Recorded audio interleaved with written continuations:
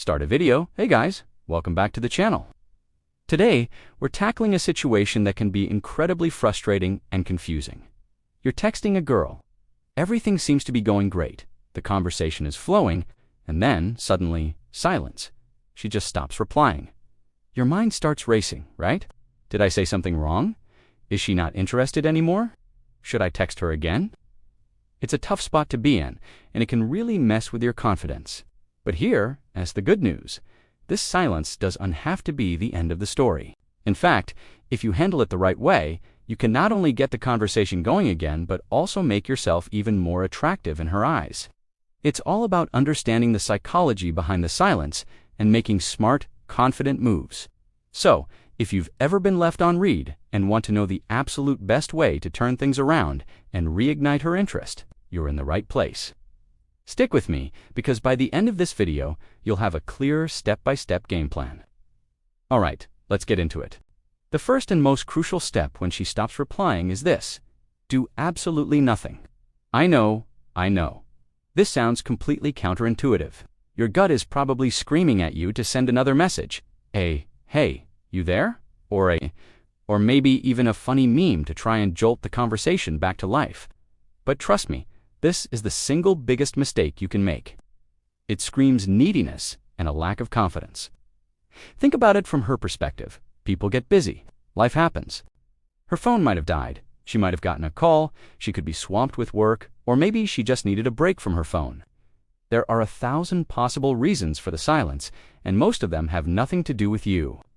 By immediately bombarding her with more texts, you're making a huge assumption that her world revolves around your conversation. It puts pressure on her and instantly lowers your value in her eyes. A confident, high-value person is busy with their own life. They aren't sitting around waiting for a text back. So, the first rule of radio silence is to match her silence. Give it space, don't panic. Put your phone down, go do something else, and embrace the power of patience. This initial pause is your first move, and it's a powerful one. So, how long do you wait? This is the million-dollar question. There isn't a magic number, but a good rule of thumb is to wait at least 24 to 48 hours. This gives enough time for whatever temporary distraction might have come up on her end to pass. It also shows that you have a life of your own, and not just waiting by the phone for her. During this waiting period, it's vital that you actually live your life. Don't just sit there counting the minutes. Go to the gym, hang out with your friends, work on a hobby, focus on your goals. And here's a pro tip. Use this time for a quick self-audit. Scroll back through your last few messages. Were you asking boring interview-style questions like, "How was your day?" Were you the one carrying the entire conversation? Were your replies instant every single time? Sometimes, a conversation dies because it just wasn't that engaging.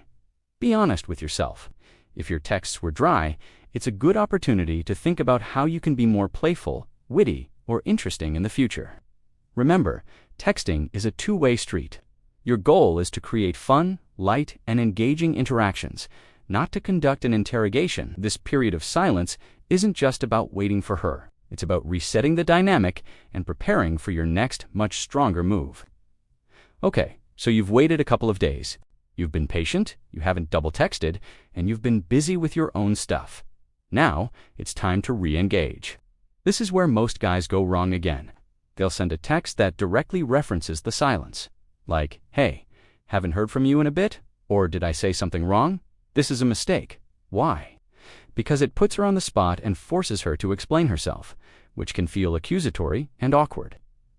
You never want to make her feel like she did something wrong. The key to the re-engagement text is to completely ignore the fact that there was a pause in communication. You want to act as if no time has passed at all. Your text should be fun, light, and assume the connection is still there. The goal is to start a completely new conversational thread that's easy and exciting for her to reply to. Don't try to pick up the old, dead conversation. Start fresh. This demonstrates massive social intelligence and confidence. It communicates that you're unbothered by the silence, and you're just moving forward, which is a very attractive quality. You're not holding a grudge. You're just a cool guy popping back into her life with good vibes. So, what does a good re-engagement text look like? It should be something that sparks curiosity or emotion, not something that requires a long, thoughtful answer. A great technique is to use what I call a soft callback. If you remember something specific she mentioned earlier, a favorite band, a TV show she was watching, a funny story she told you, you can reference it. For example, you'll never guess which song from her favorite band just came on.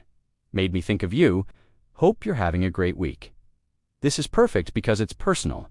It shows you listen, and it's not demanding. Another fantastic option is the "I just saw something that made me think of you" text. For instance, I just walked past the craziest looking dog that looked exactly like a tiny bear. For some reason, it made me think of our conversation about whatever was hilarious. Again, it's random, it's visual, and it's low pressure. You can also use a playful challenge or a funny observation. The key is that the text is about your experience, and you're simply sharing it with her. It doesn't ask, "Where have you been?" It says, "I'm out here living my cool life, and you just happened to cross my mind." This completely flips the script and positions you as the one who is interesting and in demand. Now, let's talk about the absolute most powerful move you have in your toolkit, which you should be working towards from the very first message you ever send. The goal of texting is not to have a pen pal. The goal of texting is to get a date, to meet up in person. If all your conversations are stuck in text land, they will inevitably fizzle out. Women get bored of endless texting just as much as men do. It lacks real connection and forward momentum. So, when you do re-engage and she starts replying again, your primary objective should be to move the interaction offline. Don't fall back into the same old trap of boring back-and-forth texting. After a few fun, lighthearted messages to rebuild that initial rapport, you need to be direct and suggest a plan. You can say something like, "Hey, texting is fun, but I'm guessing you're even cooler in person. I'm going to be checking out that new coffee shop on Thursday afternoon. You should join me."